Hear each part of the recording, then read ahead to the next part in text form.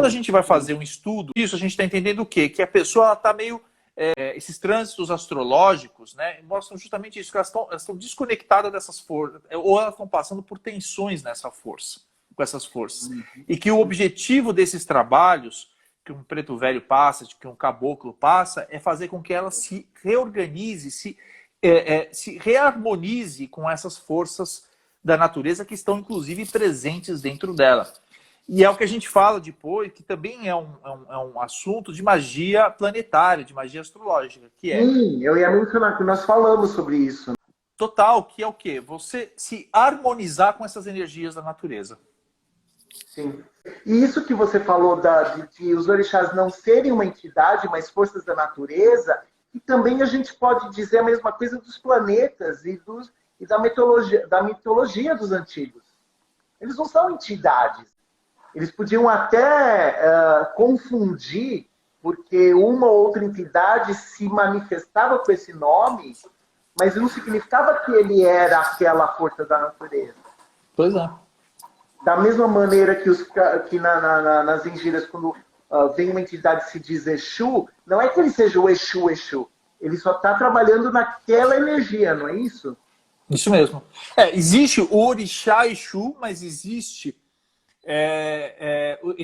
os espíritos que são chamados de Exus e Bombogiras ou Pombagiras, que na verdade eles são mestres, eles são espíritos que dominam com muita sabedoria, trabalham com muita sabedoria essa energia, né? Então é por isso que eles assumem mesma coisa que aparece os Oguns, né, dentro da linha das casas. Não necessariamente você tem o Ogum Orixá, mas você tem espíritos que geralmente até tem uma trajetória militar muito forte nas encarnações passadas, e que eles se apresentam dentro daquela força de Ogum para fazer trabalhos, inclusive, não só de proteção, de quebra de demanda, mas também trabalhos que fazem com que o indivíduo possa seguir adiante com persistência e com coragem, né?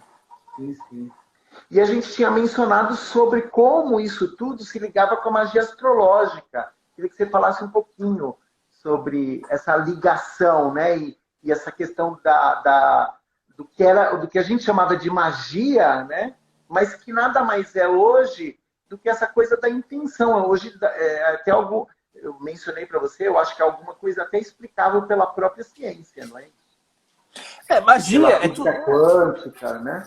Total. Magia é aquilo que a gente... É quando o homem ainda não entende direito o funcionamento, né? Então ele entende que tudo é um processo de magia. Eu acredito até que nós vamos entrar na era de Aquário, não é?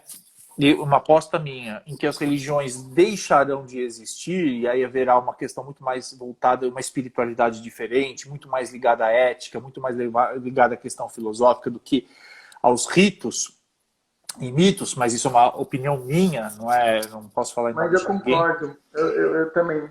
Então, concordo. assim, vai ser um momento que as pessoas vão identificar leis para absolutamente tudo, como hoje a gente entende a lei da gravidade, né, da ação e da reação, etc.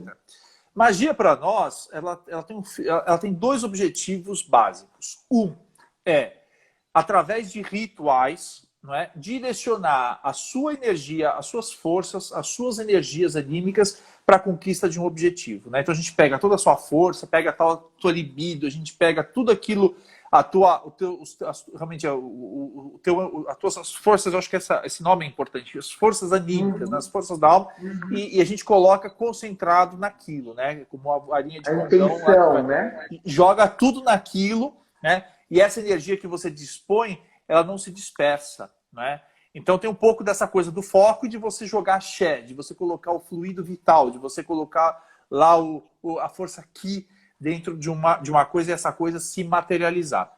O segundo ponto da magia, ela é o reequilíbrio, a reorganização sua com as forças da natureza. Então, quando você passa por um trânsito super complicado de Saturno, um trânsito super complicado de Mercúrio, é óbvio que você, que é uma ervilha, você ou eu, né, qualquer um de nós, uma ervilha perdida no Maracanã, não digo nem no Maracanã, perdida realmente no planeta, você imagina a força, né? Realmente a gente não tem como mudar as forças, a gente não vai, essa história, né, que a gente vê essas loucuras, você como astrólogo também E hoje a gente vê essas loucuras de gente que quer mudar mapa, que diz que vai resolver. Não dá, quer dizer, os trânsitos astrológicos não existe. Então, a gente vai ter que passar pelos trânsitos astrológicos, só que a gente tem o livre-arbítrio de saber passar isso com sabedoria, aproveitando as oportunidades e evitando ao máximo que dá sorte pro azar, né? Que as coisas aconteçam, que sabendo que vai chover, vai lá sair de roupa branca, de sandália rasteira, e roupa para virar fica de roupa transparente na Praça da República. Então você tem que saber tomar a chuva, né? Tem que tomar um certo cuidado. E aí exatamente. A magia astrológica ou a magia planetária, ela tem muito disso. São ferramentas. Você tem lá os quadrados mágicos, você tem os sigilos, né? E você tem rituais, né? que fazem com que você possa se harmonizar com essa força difícil pela qual você está passando, mas que aquilo possa ser recebido de uma maneira mais tranquila ou menos dolorosa, que você tenha mais consciência do que está acontecendo e tome as decisões corretas. Quem faz astrologia kármica com a Nádia aprende muito isso, né? Que a gente tem que aprender a aproveitar dos trânsitos para tirar de dentro de nós, né, uma série de potencialidades, de talentos que estão adormecidos. E a magia astrológica, ela tem muito disso, de você acordar para o que está acontecendo e falar, bom, entendi o que está acontecendo, entendi o que está, deixa eu me harmonizar com essa energia. Então, se você está passando por um trânsito super complicado de Saturno, então, de jeito nenhum que você pode se dar o luxo de assumir uma postura irresponsável, né?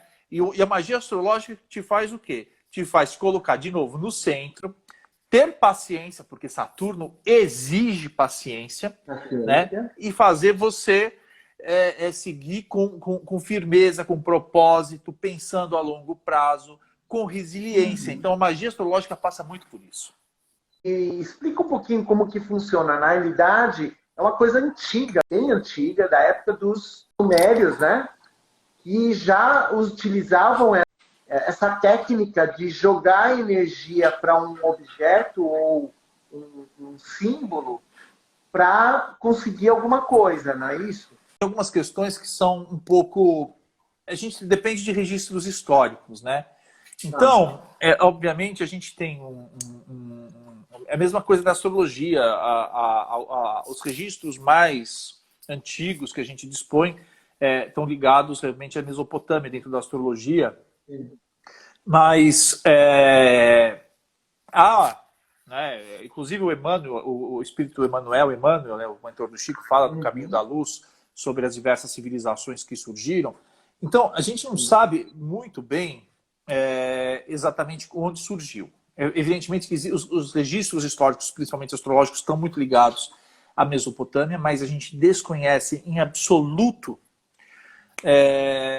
como registros muito antigos dos egípcios, né? E a gente não pode esquecer que, embora a gente tenha aqui essa astrologia, né, tropical, ocidental que a gente trabalha, mas tem a astrologia védica, né, dos hindus, que também é muito antiga. E eles também usam.